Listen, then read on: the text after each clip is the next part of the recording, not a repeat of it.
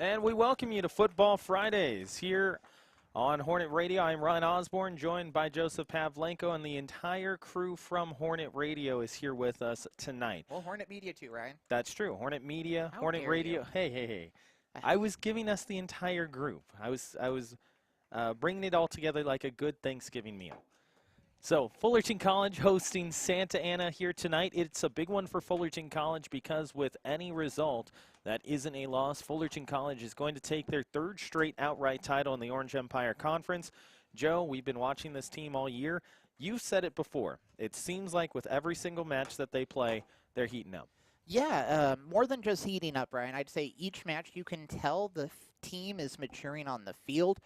This team that we're going to see tonight is not in a bad way, but a different team than we were seeing at the beginning of the season. That might be expectations with 2 All-Americans on the team last year. But coming in this year, I think we had some expectations from their performance in postseason landing last year. Coming into this season, didn't see what we thought we would be seeing, but they're giving results. So as we get set for the rest of the night, Ari Nakshon is going to join Elias on the field tonight as our sideline reporter. He's going to show Elias what to do, help him out, and he will also join us here on the air every 15 minutes. Both he and Elias will be trading off here upstairs. But as we get set for this one, let's bring up the starting lineups, and we will begin with Santa Ana College. The Santa Ana College Dons, as we mentioned, sitting about 2 matches behind Fullerton at the current moment. They will start off with Miguel Gonzalez and Diego Alvarado. Bryant Pineda joined by Paul Carrillo and Edwin Flores as well. Fernando Salas with Gerardo Serna and Raul Vasquez. The final 2 in the lineup are Ernesto Lopez and Elijah Lozano.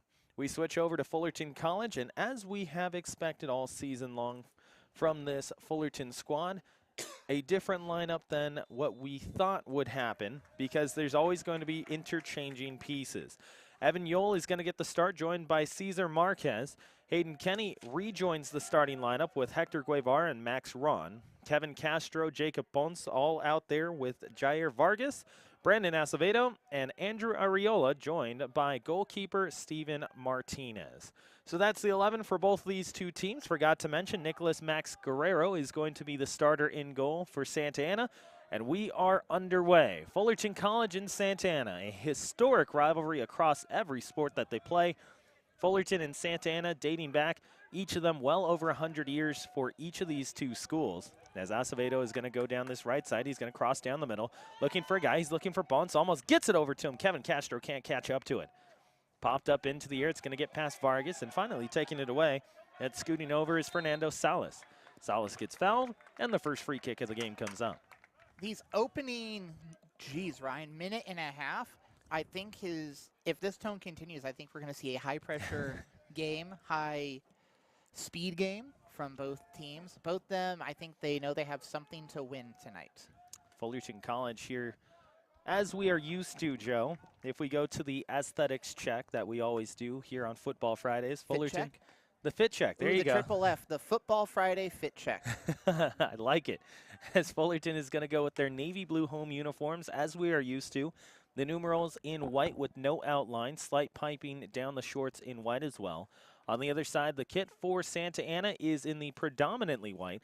On the front panel of the kit, it has some, we'll call it racing stripes, if you will, going down the center of the chest. And it's very similar to, if you remember what Juventus used to look like, and even the alternate kit for Chivas USA for a long time when they had the charcoal grays.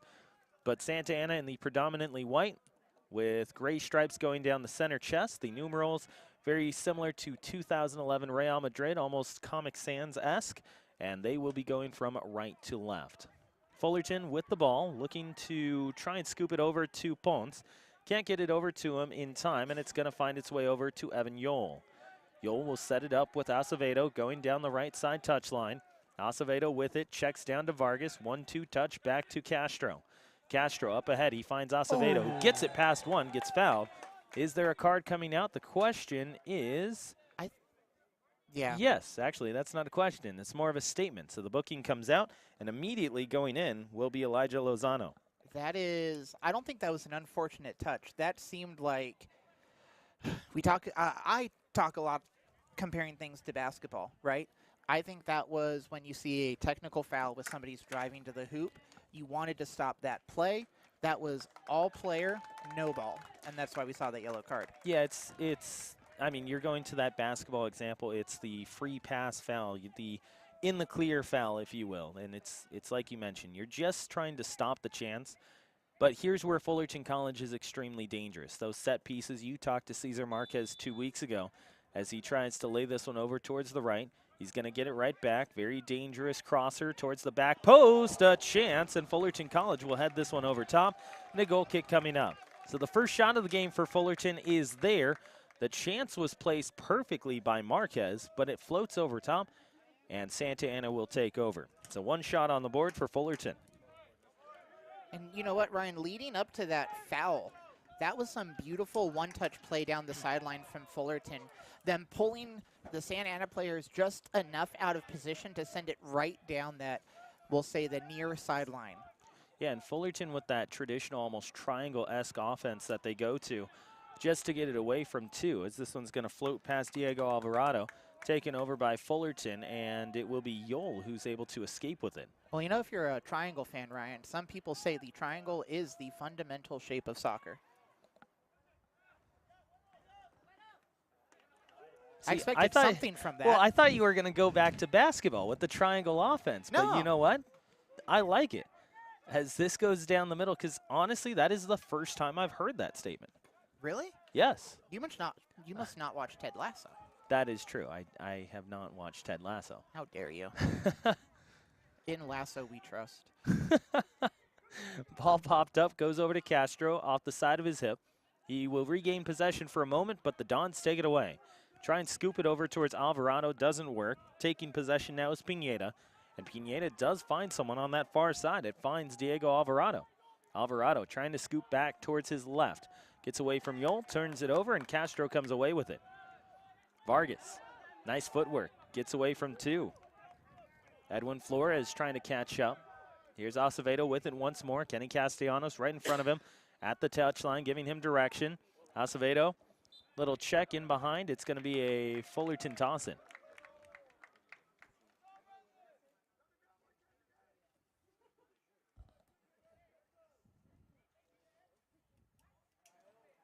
Ryan Osborne, Joseph Pavlenko, Corey Nalen on hand today as well. Caleb Ramos, Wade Donahoe, Sam Cecina, Becky Nguyen, Elias of Avila, Ari Nakshon, and some help from Mark Pavlovich as well to get us on the air here. Spirit of Mark Pavlovich? The essence of Mark Pavlovich. We can hear him as if he were still here. Oh, I thought we were listening to his game. Just about 6.5 gone here in the first half of play between these two sides. Mentioned it a little bit at the opening. Fullerton College, with any result that isn't a loss, they will end up with the full conference crown resting to them for the third straight year. Fullerton trying to get that back-to-back-to-back conference championship for the first time in their program history. Should they win the outright conference title, it would be their 8th in program history. Looks like that high-speed, high-pressure kind of start to the game slowed down. Not a lot, but a little bit here, Ryan. Yeah, and here's a great chance for Santa Ana coming up. And when you look at Santa Ana, talked to Mark before this one, he said they're a very possession-based team. So if you're going to watch them, you're not exactly going to see that high tempo that we've seen or expect from Fullerton College. Instead, it's going to be more along the sides of watching this team try and gain the ball and slowly, methodically work their way up the pitch if they can. Well, Paul Carrillo gets the foul here, and it looks like he might approach it. Well, and like we were talking a couple weeks ago, if you're a watcher of Futbol Fridays, Fullerton College and Golden West, I believe it was, the last 10 years have become dominant forces in the OEC, but Santa Ana, no slouch. They have had a prolific program, with many accolades and awards. They have indeed, and they're trying to get their first conference crown. They can actually get a share of the conference crown should they end up with a win in each of their next 3. So they have to win here tonight, plain and simple, and Fullerton College they need a little bit of help from. to get that result. Fullerton College has clinched at least a share of the conference crown to this point, but if you talk to anyone on the coaching staff, that's not going to be enough for them. As Hayden Kenny sees this one floated up, it gets away from him. Gerardo Serna tracking back for it, just floats it up into the air, and Fullerton controls. Yeah, that's something we heard last week, Ryan, was the coaching staff here is still looking for that definitive win. They want that exclamation point on their season. Maybe that comes tonight. And it is funny because when you did mention that, Joe, one thing that we did as a group go back and think about was, you know what? They're absolutely right. Fullerton hasn't had that signature victory yet. They haven't had one of those matches where they've gone up against a top 10 opponent and throttled them like we saw last season. But they have had a lot of very good wins against top 10 opponents. They have had their share of that, but they haven't had that dominant victory per se. And that's what the coaching staff is looking for. They can achieve that here tonight against a very good Santa Ana team that scoops this one away from their attacking offense. That was a beautiful slide to just give the ball a little bit of extra touch to get it to that backline defender so you could maintain control of the ball and be able to do a pass around like you see Santa Ana doing right now. That was Edwin Flores on the touch there, just like you said, scooting it over, and this will find Yole all the way to Steven Martinez. Martinez currently on pace to be a top 3 goalie, not just in the Orange Empire Conference, but Southern California overall. So far this season for Martinez, he's got 11 matches that he's played in, only given up 8 goals so far, a .77 goals against average, and a save percentage of .826, which is easily top 2 in the OEC and top 3 in Southern California. I think tonight we're going to see Kenny Castellanos? Yeah, I think we're going to see his effect on the team in a big way. He just pulled Hayden Kenny over to the sideline, gave him a couple words, and with that, let's say in one word, precision passing, 2 words, up this near side, I think it's easy to see his effect on the team. It seems like there's a lot more methodical playing coming up, at least on this near side of the field as they're moving the ball upfield. I think that Joe has been watching too much Inside the NBA. He's got 2 words for people. Chris Paul, must-see TV. Ball over towards the left. Santa Ana looking to go on the attack. Moving to the right is Fernando Salas. Salas gives it up. Now it goes to Gonzalez, the leading scorer for Santa Ana. Popped over by the header. It's there, but Paul Carrillo not able to get as much on it as he would have liked, and Steven Martinez will make his first save of the night. Listen, Ryan, we were busy Tuesday. I've counted enough for this week. I had all my Abakai out. It was a long night. Hayden Kenny gets called for a foul. Hitting the deck there will end up being Elijah Lozano. Lozano already with the booking. He got that in the 3rd minute of this match. To now 12 minutes gone. We're going to be joined by Ari Nakshon and Elias Avila coming up here in just a little bit. Our sideline reporters here tonight as Fullerton College continues to take on Santa Ana here, trying to get a conference championship. What is a crisp night in Fullerton. Not quite cold yet. It will get colder. We saw it last year in that matchup against Santa Barbara, where it got not only quite cold, but the moisture here in Fullerton State. Here's Hayden Kenny. Hayden trying to catch up to it, finds Marquez. Marquez still with it, scoots it over to his right, keeps it in. No, he cannot. You know, Hayden Kenny hit the deck there.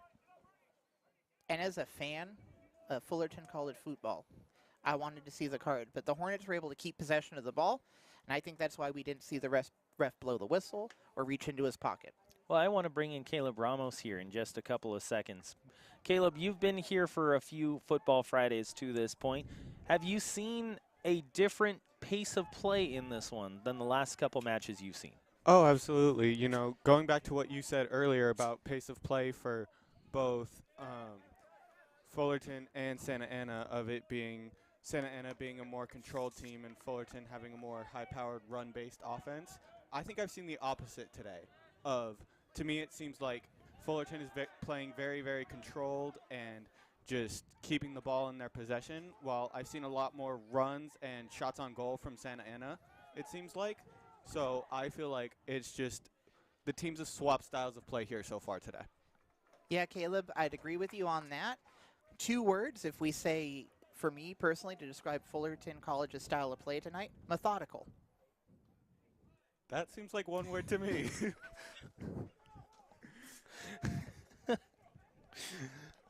Must-see TV. Here's Yoel going back for it. He's going to pop this into the air. Elias Avila coming up in just a few moments. Going to tell us what the feeling is on the pitch as he's going to pick up this headset directly in front of us. Fullerton College bench over to our left, always very lively. You're going to hear them make sure that they are making an impact, not just on the pitch itself, but when they are on the bench, they are very vocal and very easy to be able to hear what their opinions are of the match as it's going on. We bring in Elias. Elias, you know, you look at what's going on the sideline. What's the feeling down there right now?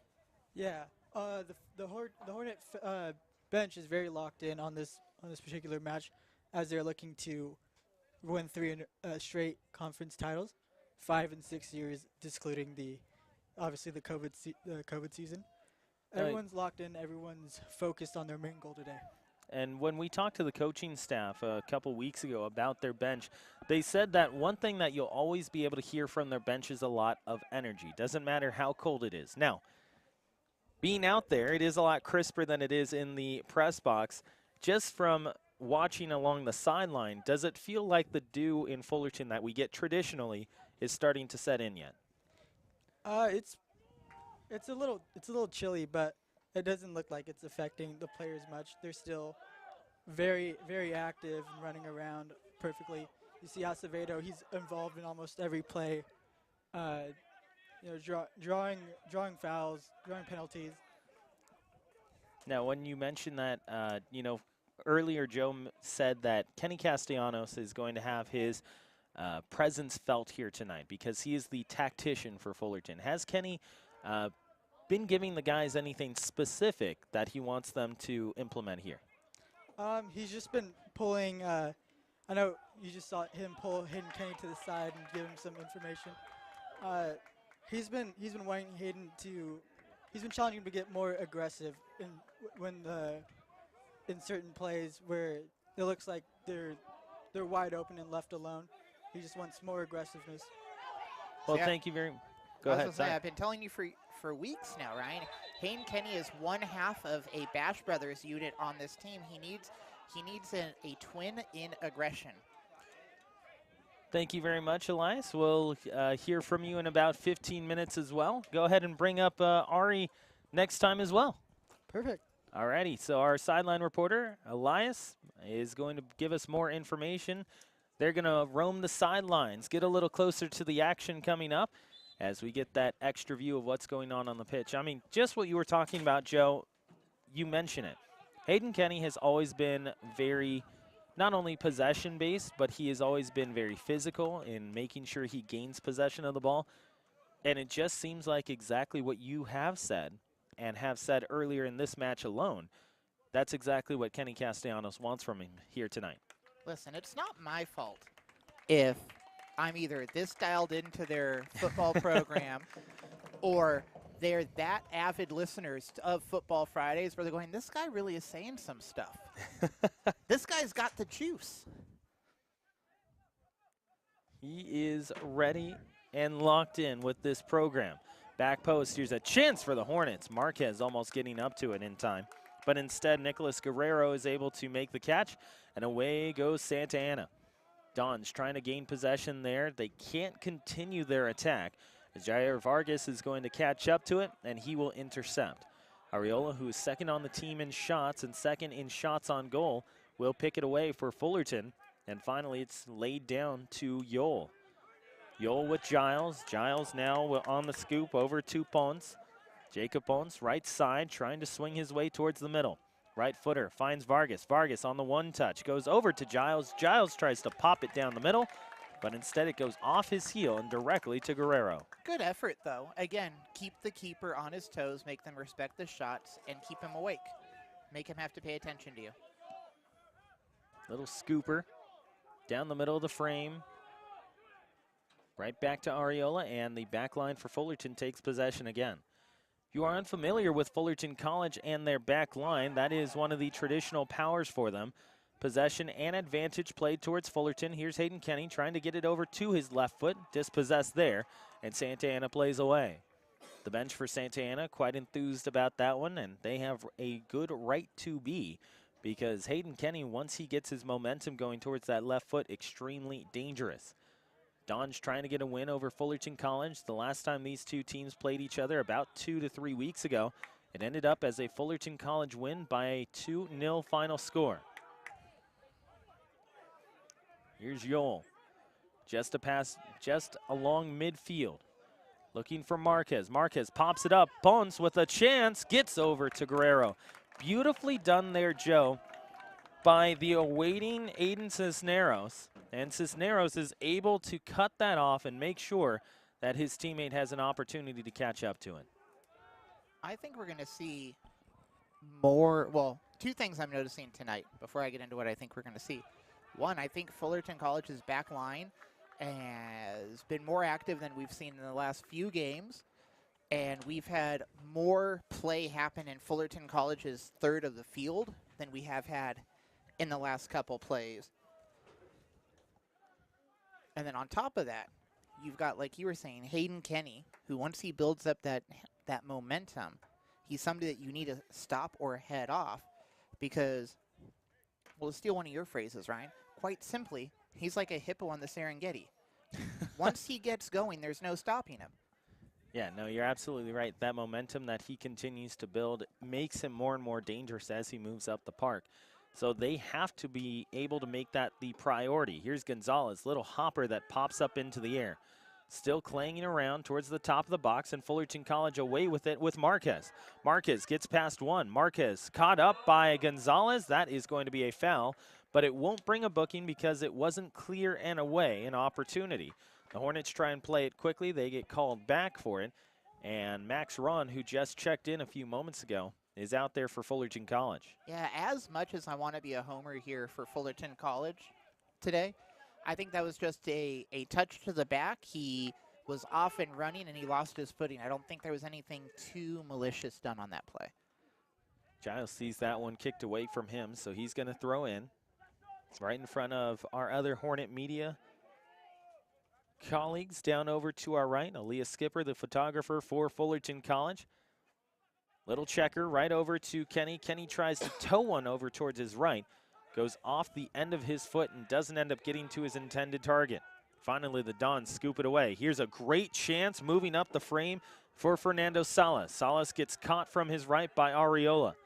Salas still with it. Pass two, no foul there. Fullerton College on the dispossess. And then look at that defending. We had Evan Yoel back there doing basically what he told us a couple weeks ago that he likes to do. He saw his player making the tackle, trying to... Right down the middle. Ponce not able to get there. He was trying to... He saw his teammate guarding somebody, so he ran past him and set up further downfield so he could be of use further down on that play if needed, which he was. Yoel is there once more for the Hornets. To the side, he finds Giles into open space. This Fullerton team very good on their outlet passes, making sure that they're able to find guys with space to work with as soon as they make their turns. Watching on is Miguel Gonzalez from this near sideline, also joined out there by Fernando Salas. Salas with Brian Pineda. Under 23 minutes left here in the first half of play between Fullerton College and Santa Ana. Little checker that goes over towards Hayden Kenny off his knee, not the touch that he wanted, and it's lined all the way down for Fullerton to throw it in. So, Ryan, we've seen Fullerton College, if they get scored on, normally lights the fire under this entire unit. They rally, and they've had a couple things where maybe it's been close, but they've came back and they've clinched the game. Santa Ana, with as much as they have riding on this game, Fullerton gets ahead in the first half.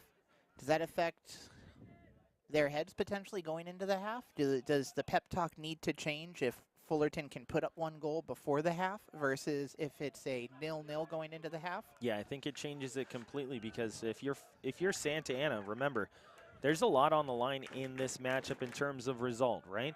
So you can get a share of the conference championship, but that's the most you can get so far and throughout the end of the regular season.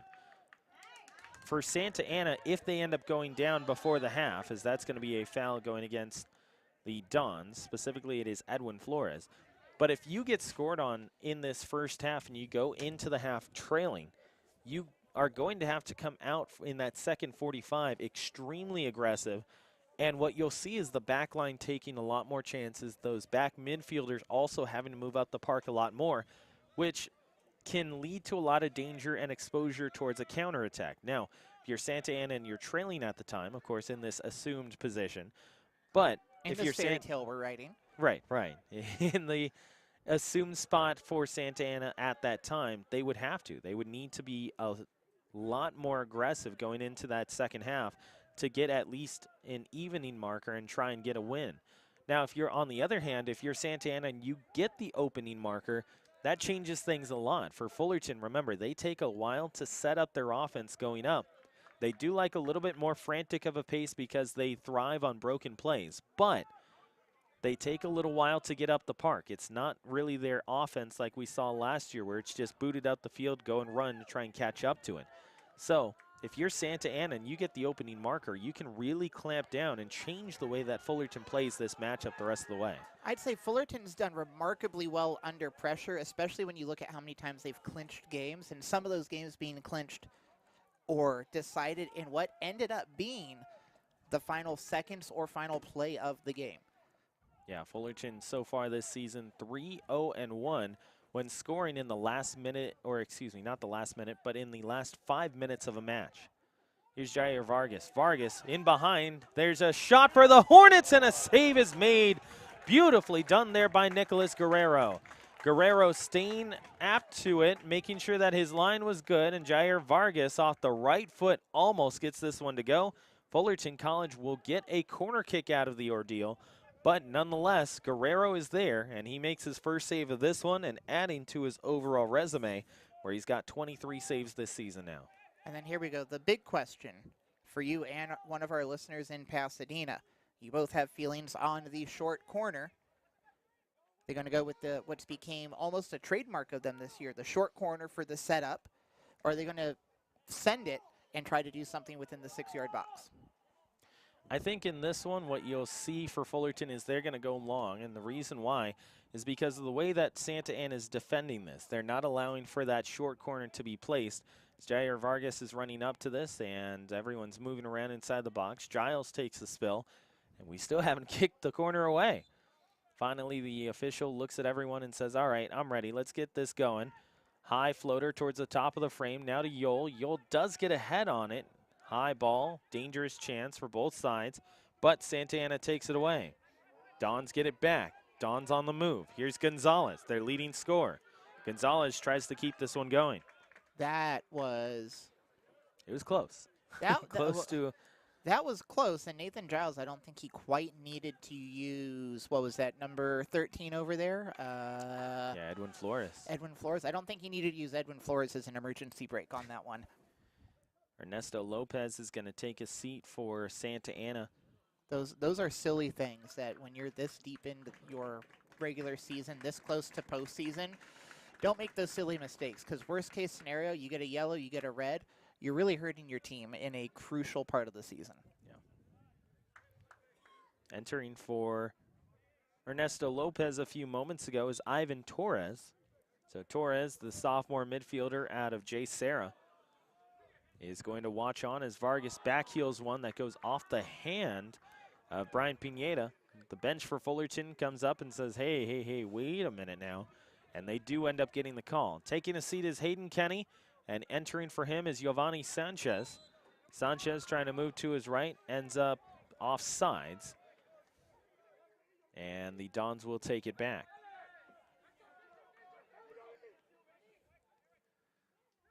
White and gray adorned Santa Ana College Dons. Both these two schools Made in the 1910s, or I should say established in the 1910s. Fullerton College in 1913. Santa Ana, remember, just recently celebrated a centennial of their own. Well, and we can see the recently subbed in Giovanni Sanchez putting those fresh legs to use, keeping pressure on that back line for Santa Ana. Some would say whoever wins this game or the outcome of this game could be the key to whoever makes it out of the OEC and into postseason for the county. I was waiting for county to come up. It was just a matter of when and the framing. I was meandering, all right? I like meandering, long walks on the beach, taking a while to get to the point. Caffeinated beverages. I was going to say same, but I'm not sure that my Red Bull and Arizona iced tea are exactly the same as what you're talking about. They're caffeinated beverages. You know what? I'll take it then. Under 16 to play here in the first half between Fullerton and Santa Ana. No score to this point. Fullerton College still trying to get on the board. Here's Giovanni Sanchez with a turn. Sanchez to his left, just out in front, and taken away by Elijah Lozano. I think we got Ari coming up with Elias. We do indeed. I can get out of the way. I'll hand my headset off to Ari. Ryan, I'll give it to you and them. Our sideline reporters here tonight, Elias Avila, and joined by Ari Nakshon. And this time I will start with Ari. Ari, you take a look at the sideline. Obviously, you were out there a few moments ago as this is a foul against Santa Ana. We asked Elias earlier what the feeling was on the bench. Now that a few more things have happened and we see the coaches up a bit more, how has that changed?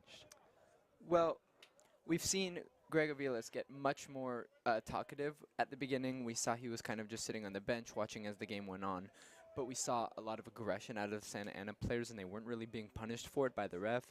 So he went and started talking to them. I saw him chirping with one of the players. So we're starting to see everyone get more active, as this is going to be a pretty heated game between both teams. Remember, as we were talking about with Joe, this is a very historic rivalry between these two teams, not just in soccer, as this one is going to be popped up by Ron. But the official says, hey, now, I wasn't ready. Let's reset things, guys. False start, but we're not going to march it back 5 yards, so let's redo this. And Fullerton College is going to have to retake the free kick. Now, I bring it back to Fullerton College and Santa Ana being a historic rivalry between both schools because of the proximity of the schools. And in other sports, they do have a rivalry here in soccer because both of them have prevented each other from winning conference championships in the past. As this one is booted away. Elias, I bring it over to you. There's a different aspect when it comes to both of these two teams because of the yearly Fullerton-Santa Ana aspect to it. But you have watched sports all your entire life, and you watch these players on the field start to talk to one another. Has the intensity or that chirping picked up between the players themselves in the last 15 minutes? Yeah, you're seeing a lot more going back and forth between players and even the coaches. I heard one of them say, like, stop crying. But you also hear the coaches reminding the players on the bench to lock in. And you heard a couple minutes ago they were saying, let's go Fullerton. You got to remind the players to keep the energy up. And obviously Santa Ana and Fullerton, Santa Ana is trying to prevent Fullerton from winning 3 times in a row today. So a lot on the line. Very contentious matchup between these two. And you mentioned the coaching staff trying to tell these players to lock in, make sure that they are on top of things. But when I look at the Santa Ana side, and like you were talking about before this matchup started, Miguel Gonzalez is their leading scorer. But you see him on this left side of the park. He's actually more of a back midfielder, helps out on the back line as well. Have you seen anything different with him from the start of the game till now? He's been obviously a lot more involved in more plays nowadays. Now through this part of the game, he's remaining active, and you obviously see him moving around and on some of the best players and trying to remain involved and just. Here's Giovanni Sanchez on the shot. So Elias, I mean, I should say, Ari, going off of what Elias just mentioned, Miguel Gonzalez is the leading scorer, and like Elias just mentioned, he's starting to get more involved in this one, moving up the frame. You see him on the left-hand side. If you're watching online, he's got the green boots towards the bottom of your frame. Another booking for the players on the field. This one goes against Jacob Pons. So Pons is going to get his own booking. That is with 12 minutes left in this one. So if my memory is correct, and I did my math correctly when I was in college, that should be 33 minutes. Should be. 33rd minute, where his booking comes in. So we have 3 yellow cards to this point combined between the two sides. The other yellow card a few moments ago went to Raul Vazquez, so he's got a booking as well. 3 of them combined. But going back to what we were talking about with Miguel Gonzalez, these are 2 teams that can contribute a lot of offense. They have a very spread out offense. Now, I bring it to the guys who shut things down, not only defensively, but are the commanders of the back line. It's the goalkeepers. Ari, have you noticed anything between these 2 goalkeepers that has stood out to you so far? Well, I've definitely seen a lot of movement from both sides, but they haven't particularly had to make any, jaw-dropping saves so far. There hasn't been too many shots on goal, so it's been a lot of routine, back passes that they just need to control the team and keep the play going, build out of the back. But they've been a lot less active than maybe they would like to be due to the fact that it is a little cold out here, so maybe they want to get that blood running a little. You know what? That is absolutely fair. Speaking of getting that blood running, we are going to take both of you guys, have you go down to the first gen celebration that's going on down towards our left. If you guys don't mind finding someone who you can talk to at the half about the first gen celebration that is going on, I will have you both do the interview at halftime, and then we'll see where we can go from there. Thank you guys for joining us again. We're going to hear more from you as the night goes along. Here's Santana with a chance. That gets cleared away. The Dons almost getting this one inside the box with an opportunity to score. And off the corner kick, Fullerton is going to see this one be another hard foul. So not only are things picking up overall in terms of pace of play, but as you just heard from Elias, things are starting to pick up physicality-wise, and both these 2 teams going at each other quite a bit. Under 10 minutes left as I bring in Caleb Ramos. Caleb, what are you seeing in this one? Absolutely, there's a lot of physicality. You're seeing a lot of, like you said, 3 yellow cards already in this match. You're seeing a lot of and there's a 4th going to the head coach of Fullerton. 4th yellow card in this match. And you see a lot of physicality, a lot of hand fighting, body checking between these teams, as they are both desperate for, in Santa Ana's case, a win, and Fullerton's case, at minimum, a draw. But there's a lot of body checking, a lot of hand fighting, a lot of physicality between these 2 teams as they fight to have a shot at this conference title. Yeah, and you mentioned that booking goes to Kenny Castellanos for Fullerton College, and Kenny ends up getting booked with 10 minutes left in this first half. So it's starting to become alive. It may be cold out there, but it's starting to heat up here at Hal Schuerbeck Field. Here's Jair Vargas on his left foot, still getting past who takes a shot, and it goes up and over the frame just wide. So Fullerton starting to get more comfortable, going to what Joe has continually asked for throughout the season, and he has continually said, hey, can I get more shots from outside the 18-yard marker? And Fullerton, in the last 20 minutes of play, has said, Joe, we're going to try and answer that bell. I'm glad someone's listening to me finally. Hey, you know what? You said that strawberry jelly is better than grape jelly, so maybe it's warranted. Boysenberry, strawberry. Boysenberry is an okay substitute. If you don't have grape jelly, boysenberry jelly on a peanut butter and jelly sandwich is acceptable. Blackberry. Oh, no. Why would I put a phone in my PB&J? Foul on the far side of the park. Fullerton College players down. More substitutions coming in here for Fullerton College, one of them being Pedro Delgado. And Delgado will enter for the Hornets. Little separation between Cesar Marquez and another booking. 2 of them. One, toss another. Well, and that's another thing, Ryan. Like you said, it's heating up on the field, but the actual temperature, the actual weather right now, I think was in the 65s. It's dropped down, I think, into a, brisk 64, 63 degrees, and everything has a little more sting to it when it happens and it gets that cold.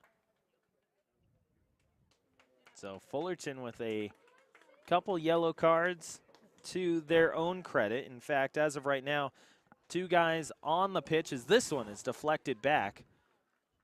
A couple of Dons and Hornets end up piled up on one another just outside the penalty marker. But Fullerton with Giovanni Sanchez getting booked, Jacob Ponce and associate head coach Kenny Castellanos in the 33rd and 35th minutes. And then you switch it over and you say, all right, well, who else has gotten a booking on the other side? There are 2 issued to Raul Vasquez and Edwin Flores as well. Then you also add in Elijah Lozano in the 3rd minute. Lots of contact inside the box, still there. Martinez having to watch, can't clear it away. One more, and Fullerton finally does get it outside of their own 18-yard box. Taken away once, make it twice. The outlet is there. Here's Marquez.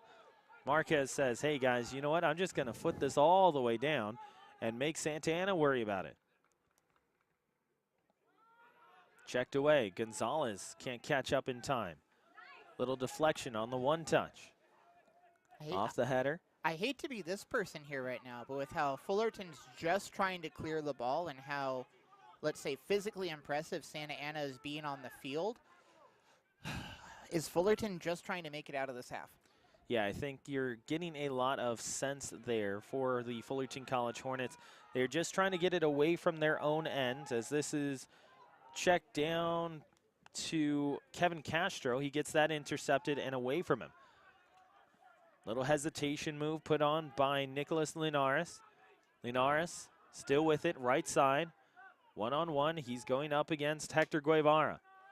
Doesn't have a teammate to run with, and this is cleared away. Yeah, there's a lot of feeling of that, Joe, as this is scooped towards the left, looking for it is Thomas Gomez. Gomez, first time he's been in a little bit. Greg Aviles, Kenny Castellanos talking things over. They're going to bring in Kyle Sherman and Josias Palacios.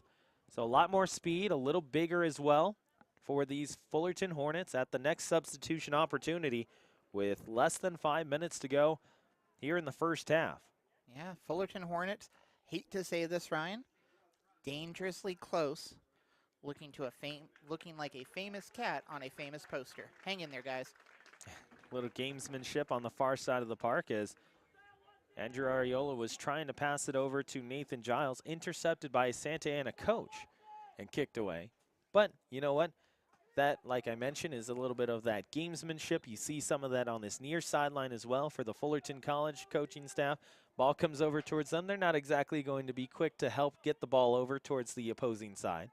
Toss very deep in, and Fullerton almost gets it away out of that pile.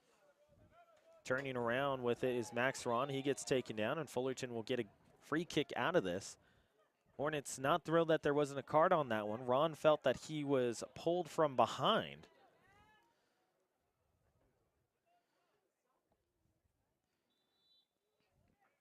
Well, and like you said, that's gamesmanship, Ryan. Help your team get the ball. Don't help the other team get the ball. You're also burning minutes, potentially adding to stoppage time, for better or worse, depending on how you're feeling about your team and how your team's performing. Floater down the middle, no handball there. Fullerton calling for it, unhappy that they didn't end up getting it. And it looked like it went off the shoulder of, if I am not mistaken, it was Bryant Pineda. Ball cleared out. So a very deep throw-in coming up for Santa Ana. And with 3 minutes left officially in the first half of play, the Santa Ana Dons with a great chance here to get themselves on the board before the first frame ends. But let's not forget, the Hornets have scored in less than 3 minutes. And while maybe this year not as much as last year, they still have a fairly effective counterattack, and they can spin and turn the ball upfield. Not as fast as last year, but still pretty efficiently. They can indeed, as the defense for Fullerton is able to box out Miguel Gonzalez, and they will end up taking the ball back. Substitution in for Fullerton as Giles is going to sit and Kyle Sherman will enter.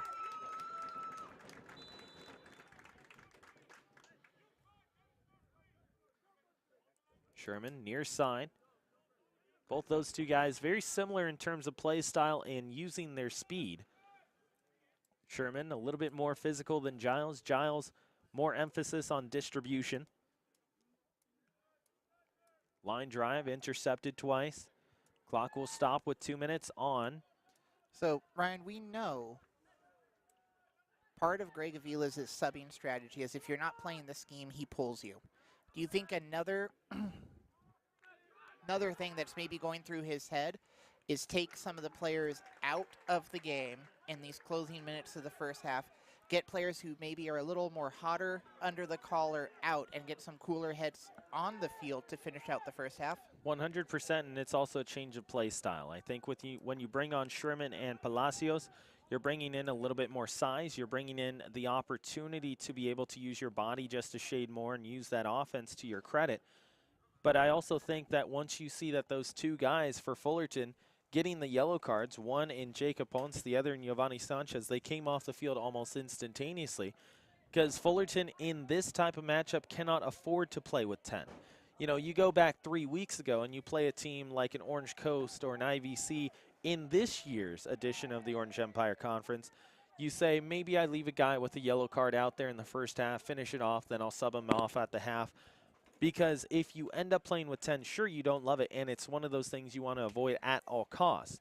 But on the other side of that coin is that you play in a matchup this late in the season where you have a chance to win a conference title and be able to get that third straight conference championship to your resume, as this is up into the air, still around the top of the box. And coming up here at the half, we'll have an interview with Elias and Ari Nakshon in just a little bit. But you cannot afford, simply put, you cannot afford to play with 10 in this one. So you get the chance to move those guys out of the lineup. Yeah, I think that's a fair assessment, Ryan.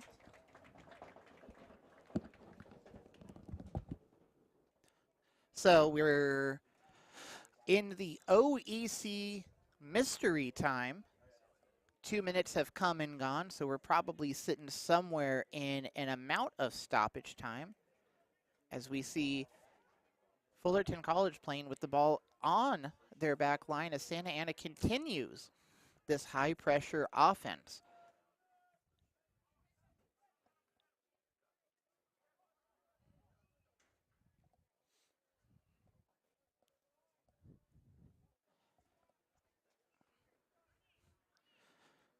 Throw in looks like it goes to Santa Ana.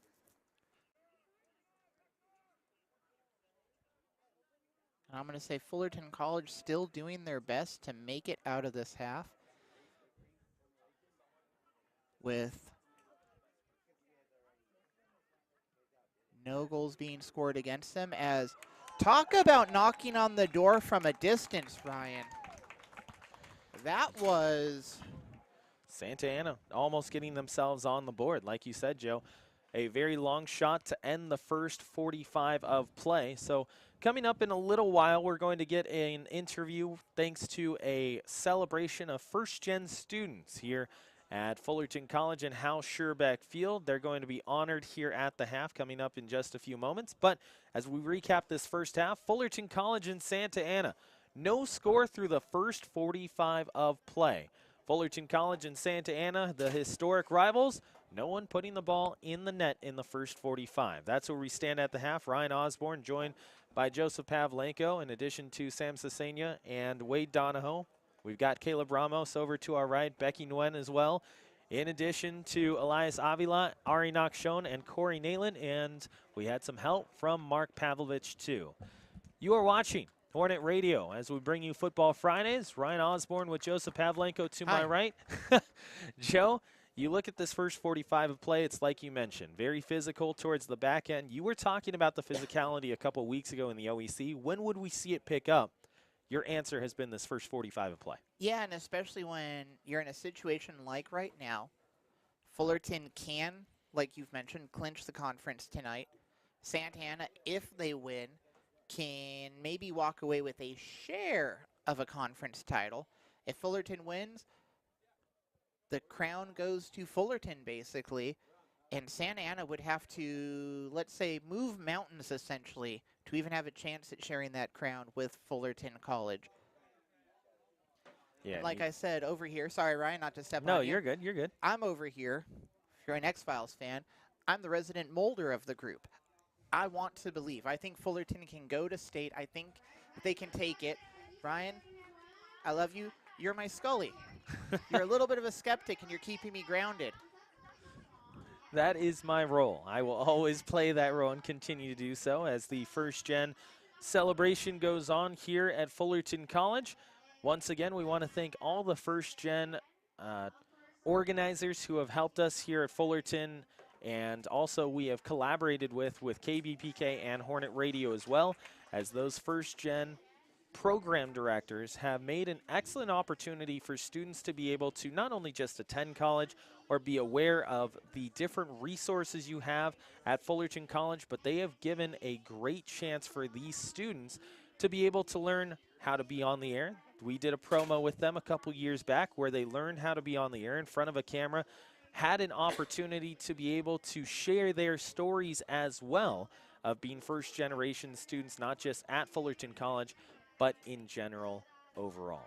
So we're going to hear more from them at the half. For the moment being, we will step aside as we get set for the rest of this halftime, and when we come back, we'll have that interview joined by halftime stats as well. You're watching Futbol Fridays here on Hornet Radio. No score between Santa Ana and Fullerton College.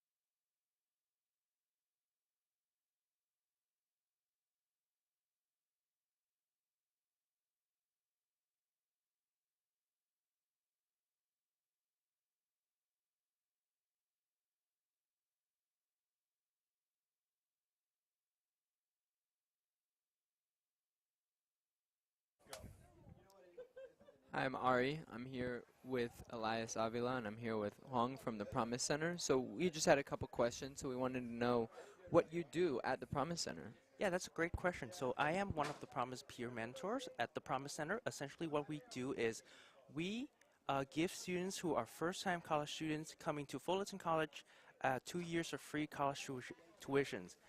Doesn't matter which class you take, doesn't matter how old you are, as long as it's your first time in college altogether, we'll give you 2 years. Yeah. What does an event like this mean to you? So this is actually a great question. I'm actually one of the first generation students here at Fullerton College. I actually came to the country 2 years ago, and it's a great opportunity. I do think it's to celebrate what it means to be a first generation student. And when I first came here, I wasn't quite sure if this is the right place for me. And so 2 years learning, working, making new friends, making connections. I do think it's a great opportunity to kind of like remind myself of the achievements I've made. So working at the Promise Center now, were you someone who had used it when you came to school here? That's a great question. So for the Promise program, it only applies to first-time college students who are coming out of college, and there has to be a California residence as well. Unfortunately, I was able to get financial aids from other means as well. So there's a lot of ways for students coming to Fullerton College, regardless of their status, to still get some financial aid support. Do you have any advice for someone who might be in your same situation? What would you tell them? I would say just try. Like, you're at Fullerton College right now. You might not know it, but there's a lot of people around here who are able to, more than ready, more than happy to extend a hand, kind of like support you and reach out to you. And I would say just kind of reach out, network, meet new people, make new friends. There's a lot of activities on campus. Would you say there's any other tips or tricks that you know from the Promise Center or the Promise program itself that maybe you could give the people listening?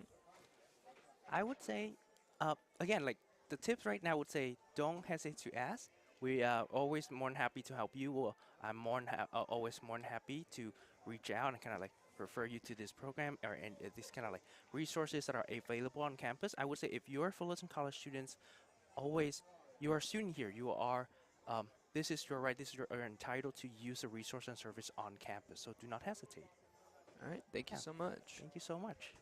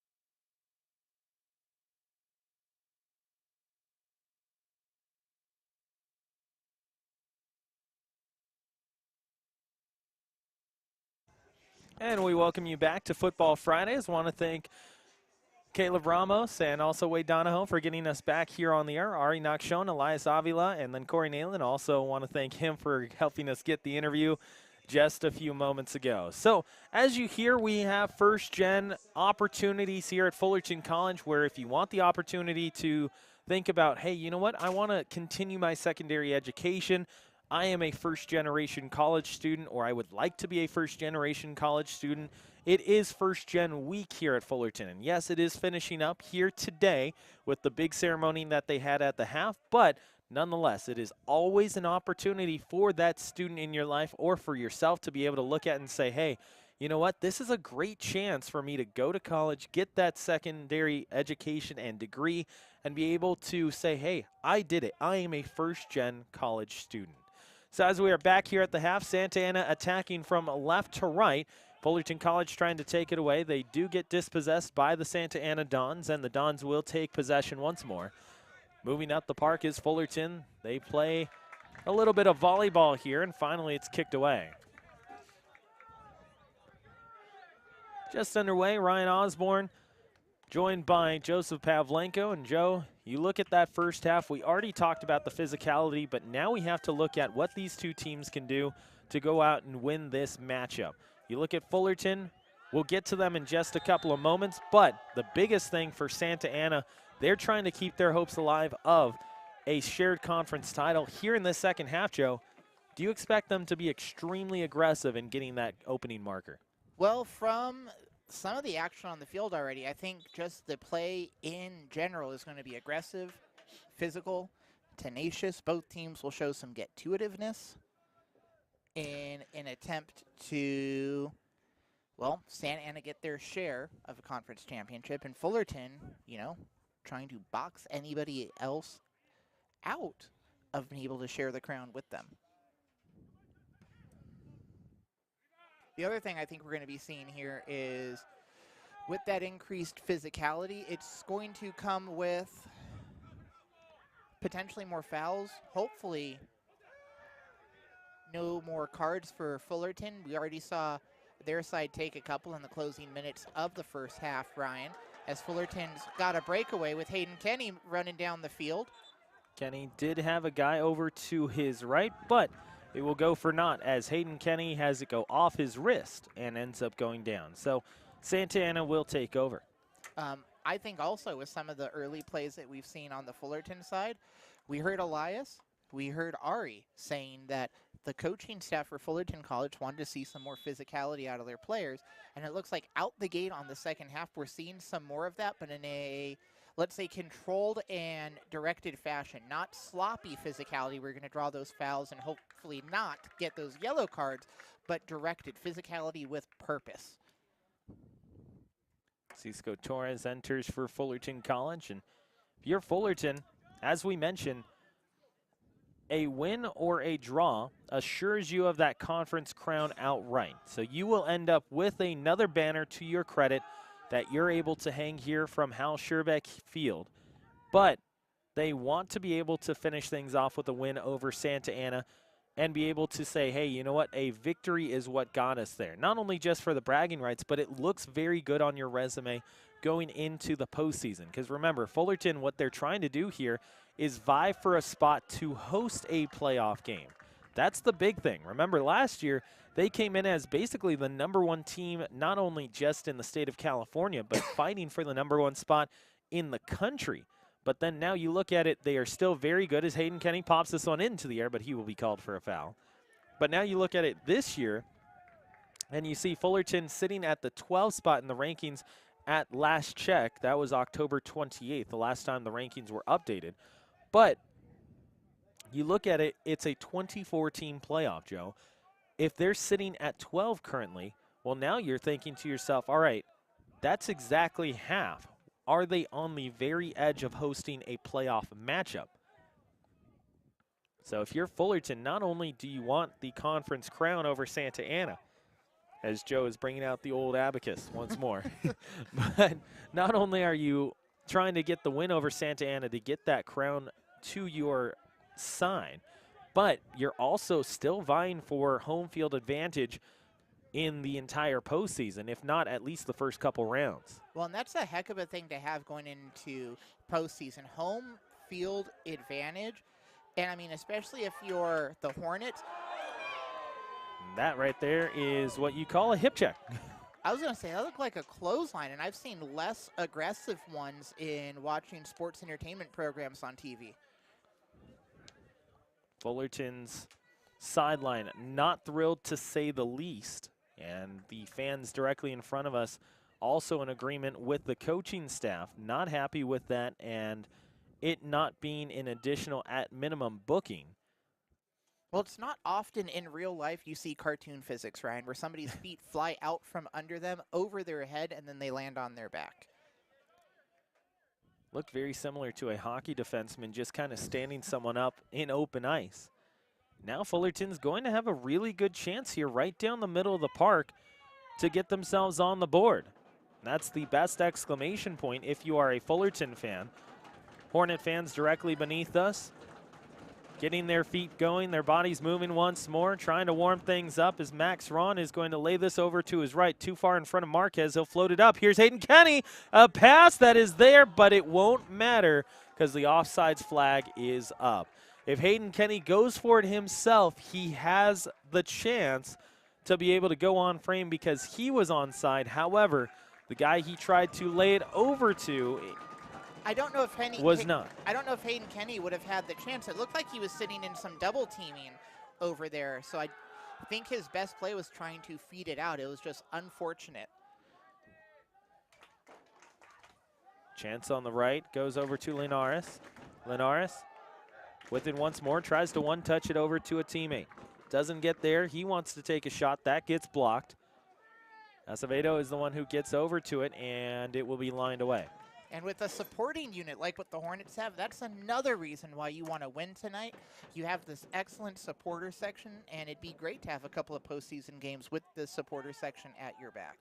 No, it truly is, and we saw it in that postseason matchup. Remember that matchup against Santa Barbara? This place was absolutely electric. Santa Ana, Fullerton, no score here at Hal Scherbeck Field as we continue on.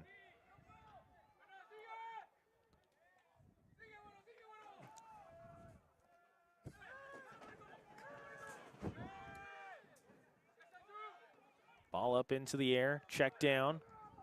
Goes over to Max Ron. Ron backpedaling, just kind of floats this one off to the right. He thought that he had a guy in Kevin Castro running along with it down near the touchline. Doesn't end up finding a guy, and Nathan Giles is going to be quick off the bench, and he'll enter at next opportunity for Fullerton.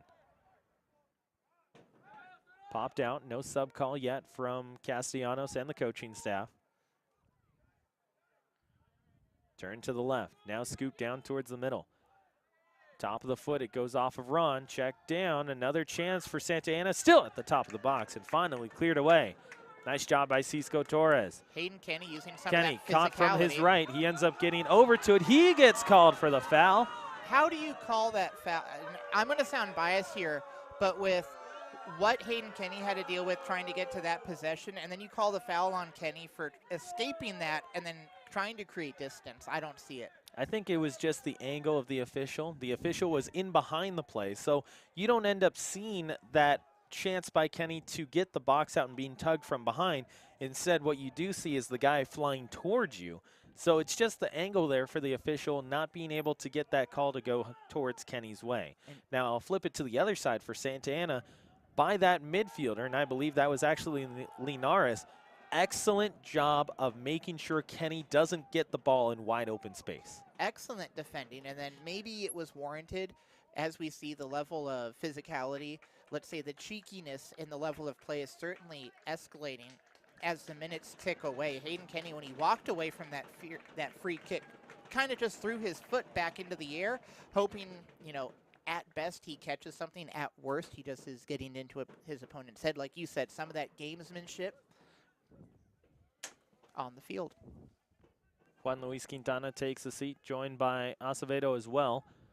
And entering for Fullerton College a few moments ago is Nathan Giles. We'll get the other sub in just a little bit as Fullerton tries to take it back.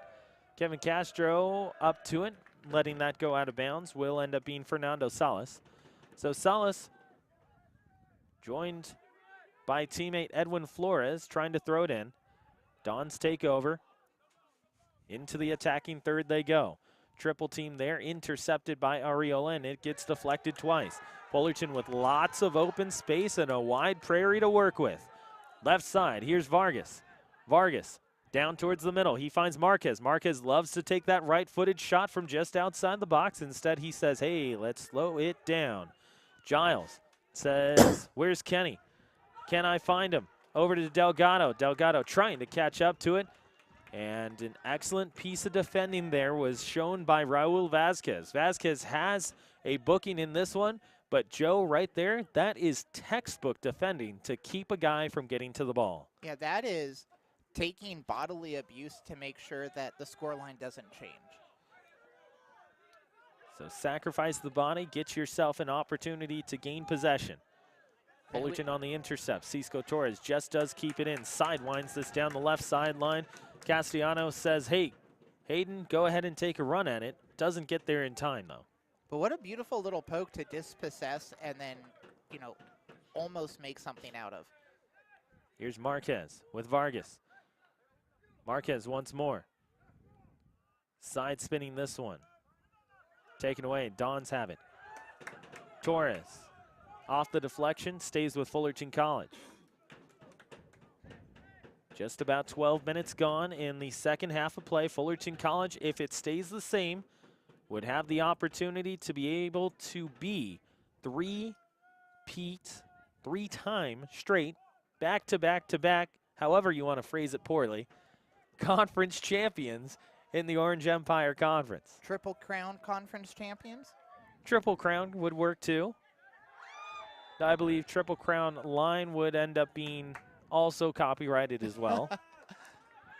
Another booking coming up. So this one's going to go against Bryant Pineda.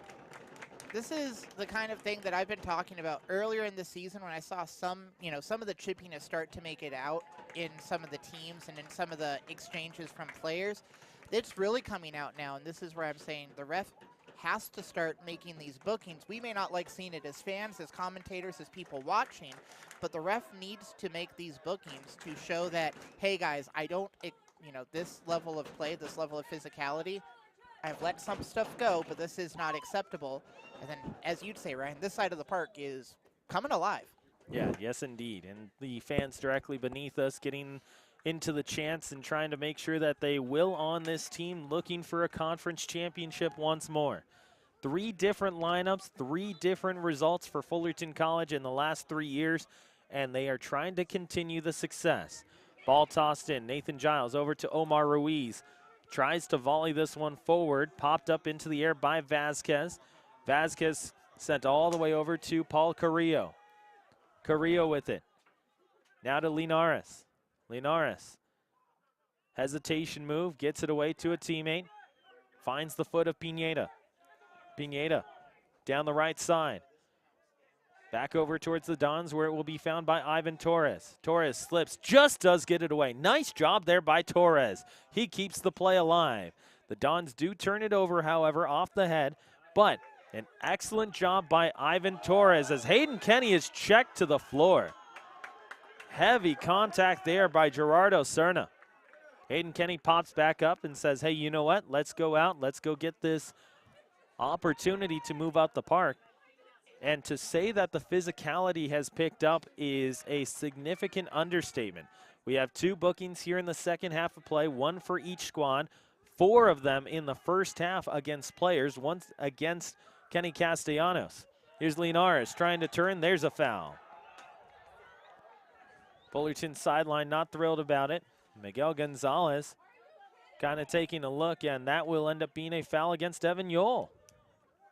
Excuse me, that is a yellow card against Yole.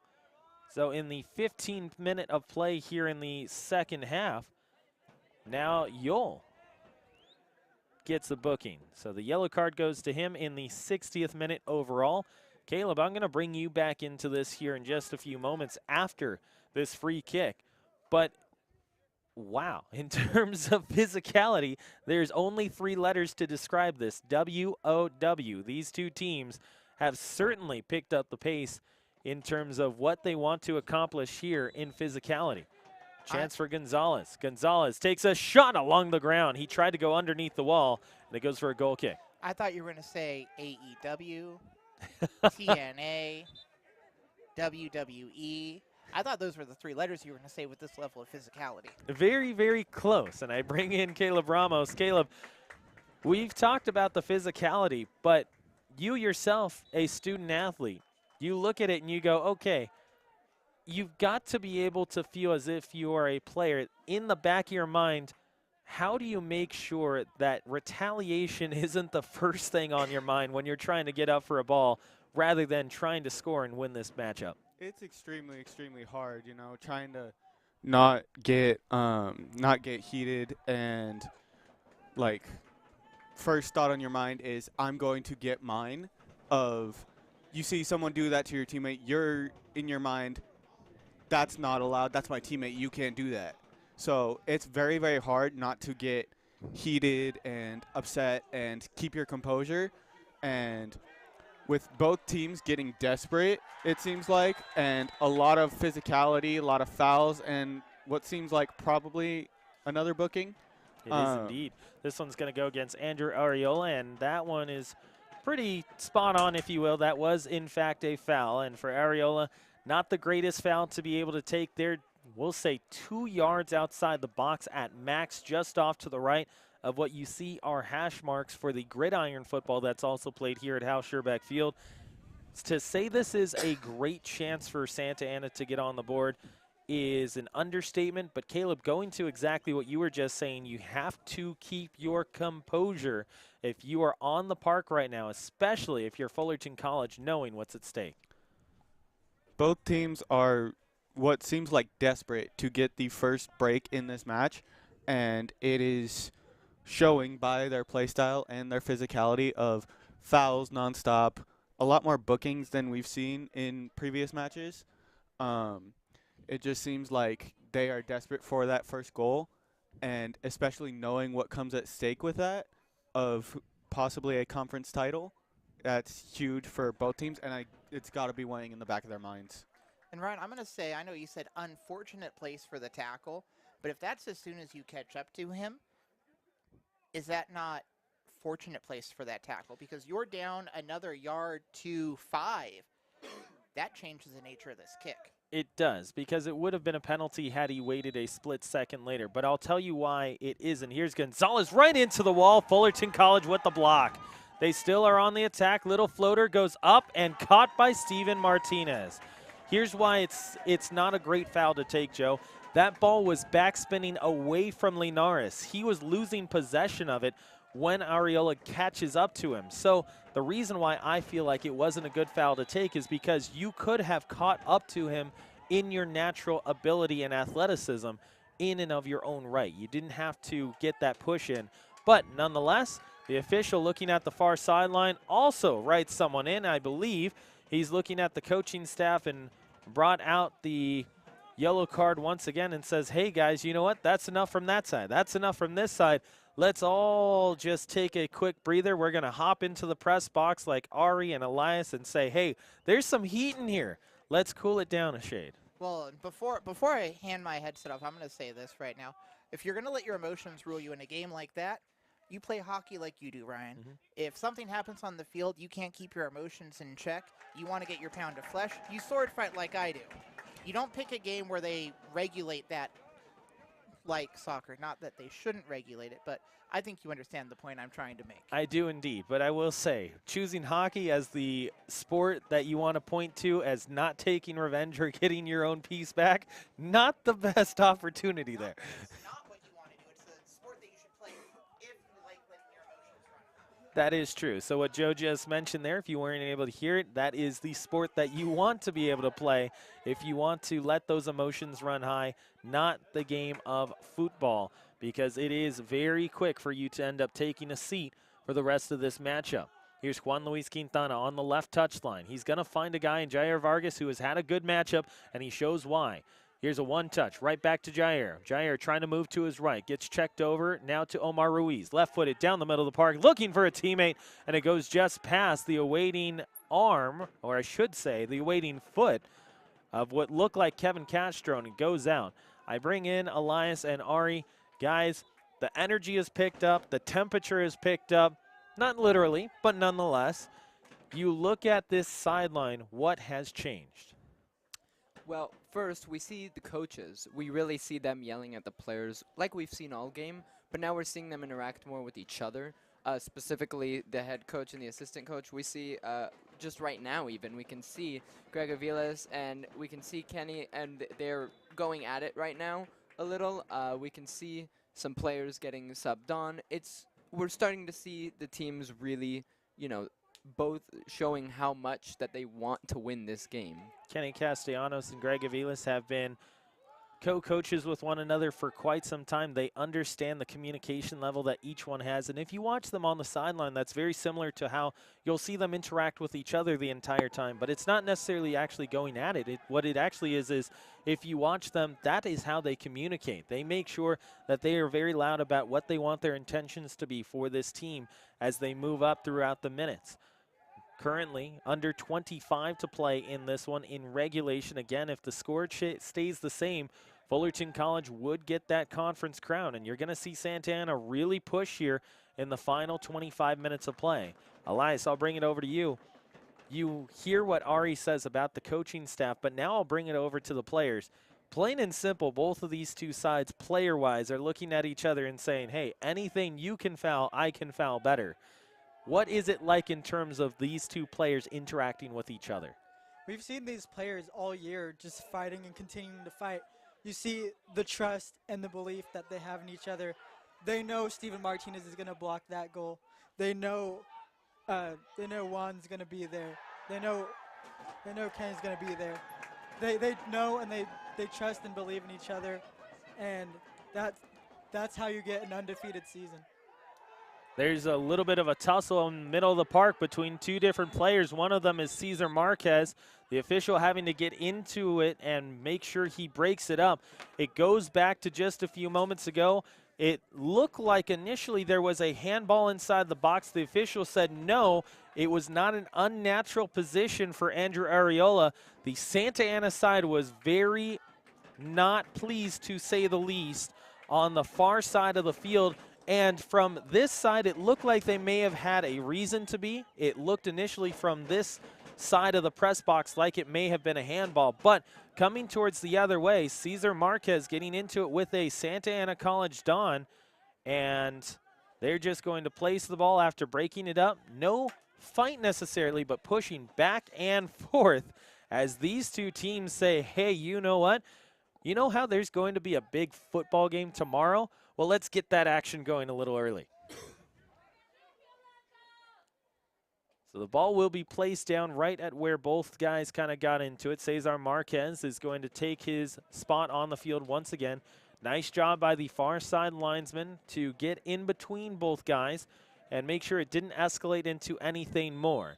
21:45 on the clock. We're adding time to it. If I had to guess at the moment with all the stoppages so far, you're going to look at least 2 minutes additional. Dons check this down. They get it back. It'll go off the awaiting foot of Paul Carrillo. Guys, I bring it back to you. Either one of you can take this, but you yourselves have watched sports all your lives, or you've been student athletes of your own accord. You watch a matchup like this knowing what is on the line. How do you keep your composure? And I'll also bring in Caleb on this as well. How do you keep your composure if you are a student athlete in this matchup, seeing how chippy it is, and knowing that there's a conference championship on the line? I'm not sure you can. I don't think you can fully keep your composure unless you're a robot, and I'm pretty sure that none of these guys are. But it is very, very hard, and knowing that how heated it gets in other sports. I've never played soccer personally, unless you count Pee Wee League.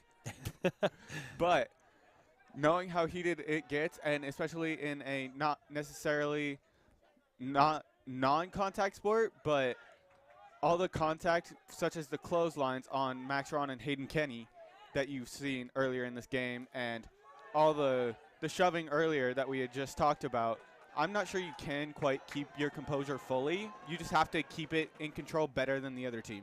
Down the middle of the park, here's Jair Vargas. Vargas turning with it, gets that one slid away nicely. Nice job by the Santa Ana back line to get back to it. Floated towards Gomez, and Gomez will have it go off the top of his crown and go right to the awaiting arms of Nicholas Guerrero.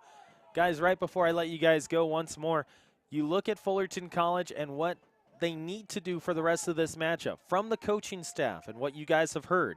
What is it that Fullerton has to do in the final 20 minutes of play to get a win? Well, going back to what Caleb said, obviously they are not robots. They're going to let their emotions get to them because this is an important game. But what they need to do is just get in the mindset this is just another game. and you just need to win, or at least draw like how you normally would. You go out and you want to get the same result every week. Why would it change just because this is a more important game against maybe a bigger team? So all they need to do, play as they normally do, maybe a little bit better if they want. You know, sometimes keeping the consistency will get you where you need. And for this Fullerton team, if they can continue to play as they've played all season, I don't see why they can't go on and win the whole thing tonight here. Here's Vargas going for goal, and our camera, and it just misses the both of them.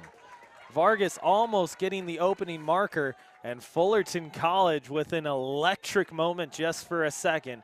We're going to see how the last 20 minutes plays out. Elias, Ari, thank you very much. Guys, we will talk to you after this matchup. I know it's cold out there, but things are heating up on the pitch, and everyone in the stands is also doing exactly the same. Foul against Santa Ana, far side. Bench doesn't like it, but it will be a Fullerton College free kick. And if you're Fullerton College, you're bringing in two guys who can play very physical. Hayden Kenny is going to come back onto the park for the Hornets along with Kyle Sherman, but they're also going to be joined by Hector Guevara once more. Guevara with a little size as well, 5'11", 165 out of Don Lugo. We about to see the birth of the Fullerton College football Bash Brothers? We might. Sherman not afraid to go into another defender and give up the body if he has to. Substitution coming in for Fullerton as they will get those 3 subs in. Cisco Torres will take a seat, and he will also be joined by Kevin Castro. Who else comes out for the Hornets? It's Jacob Ponce. Especially this deep into the season, Ryan, this team, this arena, this supporters section that the Fullerton College Hornets have, Corey said it, Mark has said it. Some of the best value in sports, community college athletics. You have a program like this that's performing, whether tensions are hot or tensions are not. This is an exciting game. Here's Joel into the air. Areola finds a teammate. Little check down there from Thomas Gomez. Cesar Marquez. Marquez to Gomez. Gomez right back to Marquez. He's in the clear. Takes a shot right on goal, and Guerrero pops it down. Marquez kind of jumps up into the air knowing that he had a little bit more space than he thought he had to work with. Kind of speeding things up, and it goes back to what Caleb was talking about. Can you keep your composure? And that's a little bit of it, because it's not necessarily composure in terms of going and being heated against the other squad. Can you tell yourself to calm down, slow the game down in front of you, and make sure that you get a clean look? Great job there by Cesar Marquez. Just ends up missing a great chance to get Fullerton the first and opening marker. Throw in now for Santa Ana on the far side of the park. They switch it over as the official says, hey, you know what? I had a different look here than the linesman.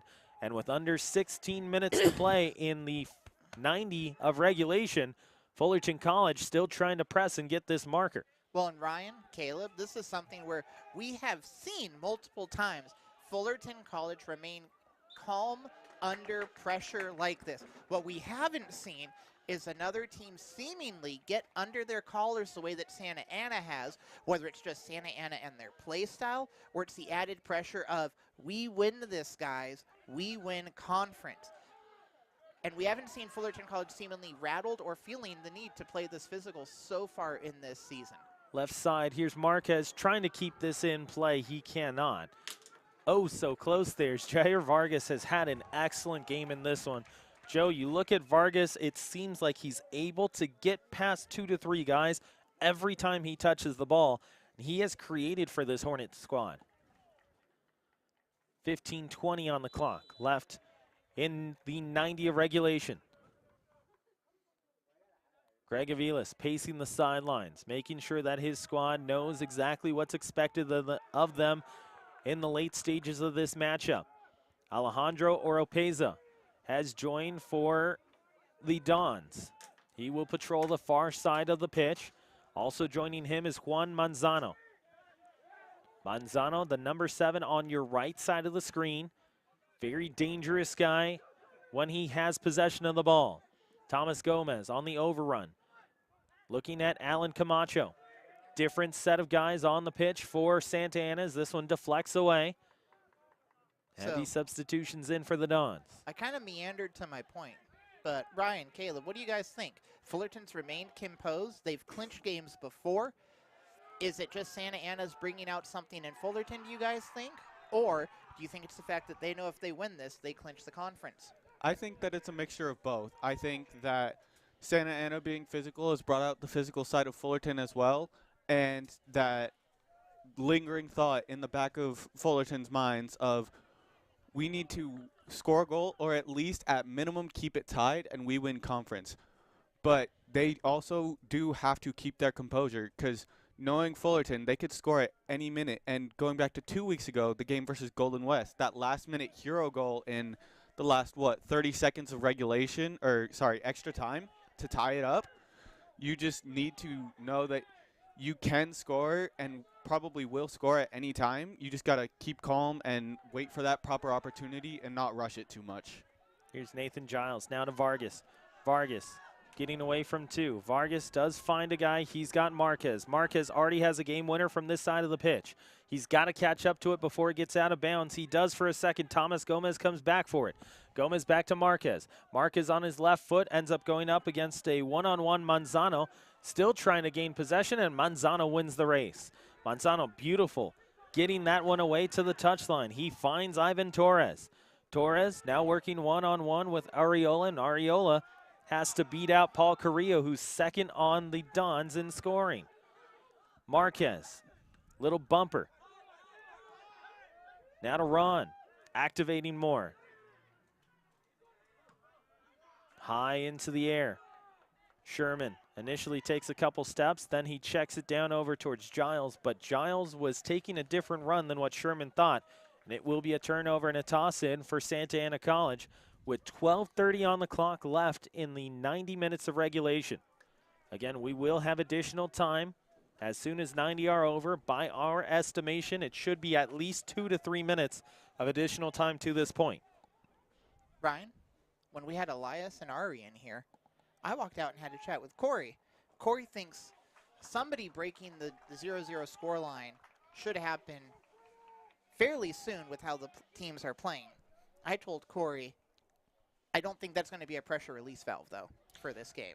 No, I think it actually will ramp things up because what you'll see is Santa Ana, if they get the opening marker, Fullerton's going to go full send on this because remember, if Santa Ana gets a win, pair it with Fullerton's win a few weeks ago at Santa Ana, and they would still share a conference crown because both teams would have a 1-1 record against one another. Over towards the left to Marquez. Nice touch to keep it in front of him. Now on his left foot, he's going to bring it down the middle, almost there. Hornets looking to connect, trying to attack on this left side. Here's Manzano. Nice. Pops it past two. Ariola says, here you go. I'm going to lay this up for Guevara. Guevara sees that taken away from him, though. Manzano had a nice last 10 minutes of play, taken away by Ariola. Ariola still with it, turning to his right. He's got it for a chance. Heavy pressure there by Randy Castillo. Castillo will watch on as Sherman pops this into the air looking for Thomas Gomez. He's got to take a Hornet hop if they're going to catch up to it. It does not, and the Dons take away. Under 11 minutes left in the 90. Bryant Pineda. Pineda down to the floor. Taken away by Marquez. Marquez right down the middle of the park. Little tug there. Runs into his own teammate. Gomez gets it back. Here's Hayden Kenny to Gomez. Gomez to Marquez. Doesn't connect. All three guys were within 5 feet of each other. And Joe, if they were going to get that opening marker, that was the chance in the last 10 minutes of play. Their best one because they had each of their three most dangerous scorers right now in with the ball, but all of them took the same run. That is a situation where, for once, you don't want the Hornets together swarming. You want them out buzzing around in their own sections of the field. Here are the Dons. Chance now on the left foot. Not the dominant foot there for Ivan Torres. He'll find Randy Castillo. Castillo with it once more. Now to Bryant Pineda. Pineda has been all over the place on the pitch in this one.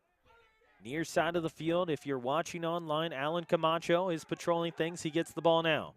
Decides he wants to move into space over to his right. 16 against 16. Max Ron is there watching as well. Brought down by the foot of Steven Martinez, gives him an extra option to pick it up should he be pressured by Carrillo.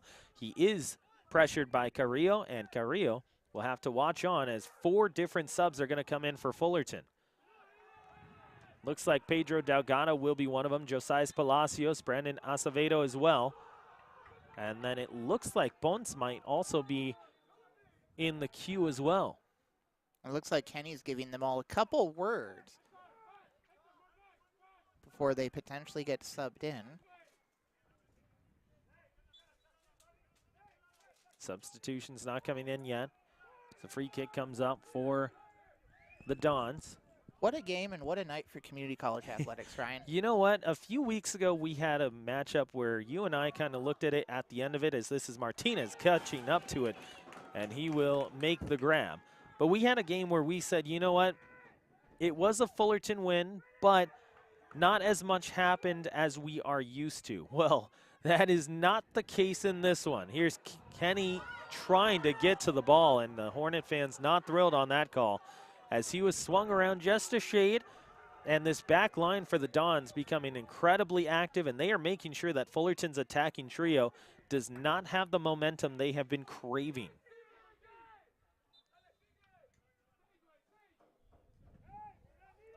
So if Fullerton can pull it out, if they can get one on the board, they go up 1-0 to Santa Ana. With how intense this game has been, is that the exclamation point win that Greg and Kenny were talking to us about last week? I think so, yeah, especially if you're able to get a conference championship out of it. That's exactly what you're looking for, as Thomas Gomez sees this into the air, and he'll be called for a foul. Placed quickly by Santa Ana, but the official says, hey, hold on, let's slow things down. Wasn't ready for it quite yet. No substitutions in yet for Fullerton College. Coach Castellanos looking at his squad and saying, I don't know what to do at this point when the whistle blows. It's kind of a 50-50 toss-up. If you are a football fan, you're looking at this game going, this is something excellent to watch on a Friday night. It is. And I've got a different take than you. Kenny's the tactician. I think Kenny is over here doing his best Jack Sparrow. He is waiting for the most opportune moment to do that 4-person swap. Almost a line change. And change up the pace of play. Yeah, just getting that perfect chance to be able to bring in guys as not only a change of pace, but just in case the guys on the pitch don't get one last chance. What I think, Joe, what will happen is Fullerton is going to give that attacking trio that's on the field right now one more opportunity to attack. And if they can't get the job done, they are going to bring in those 4. Just a few minutes left in this one. 6 minutes, 20 seconds in regulation to be exact. Should be about 2 to 3 minutes of additional time afterwards, but the Dons have a corner kick. Up into the air it flies, and it's popped up by Arreola. Here's Gonzalez right down the middle of the park. He pops it back over towards the Dons, where they will take over. Far side touchline, taken away once, taken away twice. Now left side, it finds its way over to the awaiting foot of Hector Guevara. Castellanos says, hey, let's hold on until that opportune chance like Joe was talking about. Well, I mean, if you were the forwards here on Fullerton College, Ryan, if you only had one chance, one opportunity, what would you do? Lose myself in the music and moment? 5.5 left to play in the 90 of regulation. Have no spaghetti on hand. This ball is up into the air, and it is a goal kick.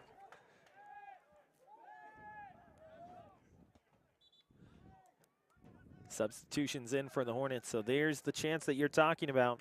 Thomas Gomez, one of the top 3 scorers on the team. Hayden Kenny will take a seat, and Jair Vargas, interesting one there to see Vargas take a seat considering how well he has played. But, Joe, you look at these guys coming off the pitch, they are gassed from how much they've had to run in this one. Lots of credit to both of these two sides as both squads just continue to go at one another. Under 5 minutes to play in the 90. Into the air, thanks to Manzano. And remember, for our fans at home, if you're, this is your first time joining us for Football Friday, you're just paying attention to Football Fridays and aren't quite sure of what's going on in soccer or football, whatever you call it, in the OEC Conference. Fullerton College doesn't need to break the scoreline tonight. Fullerton College just needs to, let's say, maintain the status quo, as it were. And if you're asking yourself, wait, there's 3 games left, 3 matches left if you include this one here tonight. What do you mean Fullerton College doesn't need to break the scoreline here tonight? Well, here's how it plays out. Currently, at worst, Fullerton will earn a share of the conference championship. They are about 2 matches out in front of Santa Ana in terms of results and in the win and loss column. 7-0-2, but Fullerton College, with those 2 extra victories at 9-0-2 in conference, has the lead on Santa Ana by those 2 matches. And remember, they played each other earlier this season. Fullerton with the win. So if they finish tied going into next Friday and Santa Ana gets a couple of results to go their way and they finish tied, Fullerton would end up winning the head-to-head matchup throughout the season 1-0-1. 1 win, no losses, 1 draw. It would go the way of the Hornets. So if Fullerton finishes with a draw here, they still do get the result that they are looking for. Santa Ana's sideline not thrilled with that call against their side. Well, if you're Santa Ana's sideline, less than 3 minutes left to play, plus some stoppage time, and you're not out of the woods. We have seen the Hornets pull some rabbits out of their hats as the supporter section gets fired up on the home side of the park. We have Ari and Elias in the booth. I can get out of their way. Just kidding. We do appreciate them being here in the box. We want them to warm up, but we're going to keep it here for the rest of this matchup as the 90 gets set to close. Hornets up into the air towards the top of the box. They're going to need to bump it a couple of times. It lands the way of the Dons, and the Hornets do get it back for a moment. That's going to be a foul against Fullerton College. They're going to play the advantage. Here come the Dons. They can hurry and get the advantage if they can. Kyle Sherman with the sliding tackle. Away goes Fullerton College again. Ariola has decided to move up the frame, and the beauty of a slide tackle on display by Bryant Pineda. Ariola and Pineda both getting into it. Pineda with the push. Now it's going to be Palacios who finds his way into heavy contact with Gerardo Serna. And Palacios says, hey, you know what? Come over to this side and let's talk things out. As the sideline for Fullerton College wants to have a little conversation here. And the Santa Ana side and the Fullerton side has said, hey, you remember how both these 2 teams don't like each other? As we have some words on the far side of the pitch as well. Ariola getting into it with a Don on the right side, outside of your screen and view. Both teams not happy. Coach Greg Avila's trying to calm things down. Is that why we saw an athletic trainer running out to the field, Ryan? No. We do have Kyle Sherman down on the park, unfortunately, for the Hornets after that slide tackle. They're just checking to see if he's got a little bit of cramping there.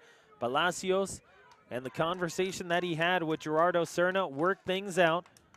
And we are now under a minute left in this one. Sherman has to walk off the pitch because he was attended to by the athletic training staff. So he has to wait until the next opportunity to enter. So Fullerton currently playing 1 down as the Dons have this free kick. Unless they're able to bring in Nathan Giles as an injury sub, he does pop onto the pitch as Kyle Sherman gets his warm-up runs in. So Fullerton not going to play 1 down. For a moment there, it looked initially like they were because Sherman was attended to, but it is an injury sub in this instance, and we are into additional time. The referee has not given the signal to how much time there is left in this matchup. Free kick on our left as Santa Ana College is trying to get themselves a win, a very late one. If they do get a win, it would be huge. Ball is life for these 2 sides as they try and get the opening marker.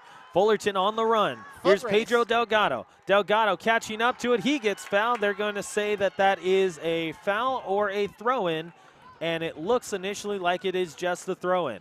Fullerton is running up to the ball, trying to get up to it. They are trying to prevent a loss. That's the big thing. They cannot lose this matchup. They do have the runway to do so, but the bench is up and on their feet for the Hornets. Fullerton College with a chance to win here in the late stages of this matchup. They've done so twice in the last minute of play. Ariola, a chance. It hits the crossbar. Andrew Ariola almost with his last-second winner. Here are the Dons. A great opportunity to go with an odd-man attack. Right down the middle of the frame, it goes to Randy Castillo. Castillo to Manzano. Manzano slid away. Throw in to Ivan Torres. Torres wants to work fast. Thinks about moving to his right foot. Now he possesses, swings it over to his right. He's not fouled, goes off of him, and it's a throw in for Fullerton College. Greg Avila says, slow things down, hold it, just wait, breathe. The Hornets are in the middle of trying to write the fairy tale ending to their season tonight, Ryan. Will they be able to? The papyrus is out, the pen is there, the ink is on, and Fullerton is trying to make the final signature in wax. Chance now for the Dons. Moving towards the middle of the park, they take over once more with Castillo. Castillo working against Ponce. He'll now switch it over towards Miguel Gonzalez, the leading scorer for this squad, and it is a throw-in for Santa Ana. He gets possession. Now the Dons have it inside the penalty area. Here's a shot, a chance, and a save is made by Steven Martinez. He keeps it alive. And the Fullerton goalkeeping has reared their head once more to keep the Hornets level at no score. Somebody needs to tell Steven Martinez it is not Halloween. While I do appreciate him still being in the costume of a brick wall tonight, he doesn't need... Well, just kidding, Ryan. He needs to keep that brick wall costume on. Never mind. Steven, don't change. Ball into the air. Headed away by the Hornets. Popped back over towards the middle. Swung up by Nathan Giles. 2.5 minutes gone in additional time. Hornets taken down. Marquez pushed away. Clocked all the way into the air for Fullerton College as it is cleared. Yellow card and a booking goes against Santa Ana. The Hornets pick up the ball fast. They are trying to get a win here. Again, a win assures them of a straight-up conference championship for the 3rd straight season. The Hornets have time on their hands. They also have the advantage of being able to work with this result. Brian, I'm going to, maybe a bold statement here, but one word to describe Hal Scherbeck Field, and I think the first time I felt this way in the field, electric. Indeed. You look at the crowd directly in front of us. They are watching, getting into it as well. The chants are there. They're trying to will these Hornets into a win to finish it off. Manzano now with his teammate moves it over towards Giles, who intercepts. Brought back, no foul against the Dons.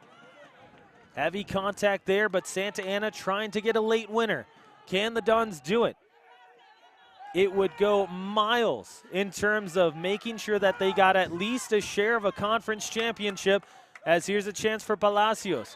Fullerton Hornets still injured on the far side. That is going to be the end of it. Neither side really celebrating this, as if you're looking at it from Fullerton College perspective, did they call the game or did they say that there's an injured Hornet? Those are two very different things, as there is a lot of concern in terms of the Hornet coaching staff and what is going on that far side of the park. If you're looking at it from the players' perspective, Joe, this was not only just a hard-fought battle, this was one of the best games we have seen this season. Yeah, and this is the thing of, we see the officials starting to walk off the field, so I think this may have been the game-ending whistle, and it's unfortunate. Sometimes in the final moments of the game, you'll see the player take that roll and stay and hope they draw the foul. But here it's unfortunate that the game got called with one of the Hornets on the field and injured. Yeah, as Fullerton College ends up getting a result. It is not the one that they were looking for here tonight. Now, what you're going to see is not everyone is going to celebrate this because, again, this is a draw and you still have work to do in the final 2 matches of play. In all technicality, Santa Ana can tie you for the conference championship. But, of course, Fullerton has the win this season. They are 1-0-1 against Santa Ana overall. They do go through the handshake line, so this is where you see the respect from both of these two squads. Yes, they had a hard-fought battle on the pitch for 90 straight minutes, but if you are Fullerton College, you have looked at this and said all we needed was a win tonight to definitely assure it. At the worst, they tie Santa Ana and get the tiebreaker falling Fullerton's way. Yeah, I know moments ago I said one word was describing this stadium with the game in its final minutes was electric. Now, the mood of the stadium, Brian, I've been to wakes that have been less somber than this. Yeah, no, it got real quiet real quick from Fullerton's sideline and also the Santa Ana sideline. And again, I want to go back to the respect from both these two squads. Santa Ana's players come over to Fullerton. The Fullerton fans applaud the Santa Ana players for how intense they played here tonight. And if you are Fullerton College and a fan of the Fullerton College Hornets, you are inching closer and closer to that postseason, and you know that there will be more opportunities for Futbol Fridays and to watch this team in postseason play once again. Don't forget that next week we are going to have Futbol Fridays at the exact same time at 6 p.m. for Fullerton College. Not only can they win that outright championship with a win that they want next Tuesday, they can also do it next Friday as well. So any combination between a Santa Ana loss or a Fullerton win, either one happens, and Fullerton College gets it either way. Technically, if you really want to whittle it down, Fullerton College with the tiebreaker, 1-0-1 against Santa Ana's way, but it's not the way that they would have liked it to be here tonight in what was a brilliantly hard-fought battle. Joe, as we finish things up here, this is a Fullerton team. You talked about it at the start of this broadcast, different from the start of the season to now, but now you look at this team and how they have played so far this season. To say that the championship here is sweet is an understatement. Yeah. And I think the other thing you say is hard-fought battle. These guys went to war, and they earned all the respect they got tonight. So a conference championship, back-to-back-to-back conference championships for Fullerton College. We celebrated on Futbol Fridays last year. We celebrate on Futbol Fridays this year. You see Fullerton College getting 100 wins under Greg Aviles this season. You see them with another conference championship. Elias mentioned it earlier today as Fullerton College ends up getting themselves not only another conference championship, but Elias said it, 5 championships in 6 years, as Greg Aviles says, hey, if you guys can run, so can I, as he's about to get a Gatorade bath and a shower here if he's not decked by the Gatorade bottle before it gets over to him. Conference championship for Fullerton College. We're going to play a video as we come to the end of this one. We'll make sure that the audio is on for the video. But Fullerton College with a win here tonight. By win, I mean draw. Did it again just like I did last week. But a draw for Fullerton against Santa Ana wins the conference championship for this squad. So as we say goodnight here from Fullerton College, no score between Santa Ana and Fullerton, but a no result is a positive result for Fullerton. They get their 3rd straight conference championship. We want to thank Mark Pavlovich for joining us earlier and helping us get set up. Becky Nguyen along with Sam Cecina. In addition to Wade Donahoe and Caleb Ramos, Elias Avila, and Ari Nakshon. Corey Nalen for joining us here tonight as well. Joseph Pavlenko, I'm Ryan Osborne. You have been watching Futbol Fridays, where Fullerton and Santa Ana get no goals, and yet Fullerton College is happy with the result as they get their 3rd straight conference championship. You have been watching Futbol Fridays here on Hornet Radio.